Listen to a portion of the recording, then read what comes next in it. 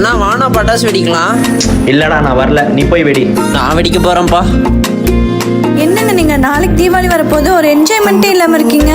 தீபாவளி தானே வருது, அதுக்கு என்னம்மா? என்னங்க தீபாவளினா பெரிய பண்டிகைல, என்னாச்சு உங்களுக்கு? ஃபர்ஸ்ட்லாம் நான் சின்ன பையனா இருக்கிறப்போ எப்படா தீபாவளி வரும்னு வெயிட் பண்ணிட்டு இருப்பேன். ஃப்ரெண்ட்ஸ் கேங்ல யாருகிட்ட பட்டாசு அதிகமா இருக்குன்னு எண்ணி பார்க்கறதுல இருந்து யார் வீட்டு முன்னாடி பட்டாசு பேப்பர் அதிகமா இருக்குன்னு பார்ப்போம்.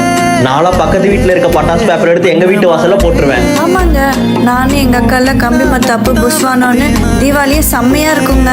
புசுவானமா? ஏய், நாளா ஆட்டோ பாம்பு, லட்சுமி வெடி, சரஸ்வதி வெடின்னு வெடிச்ச வண்டி.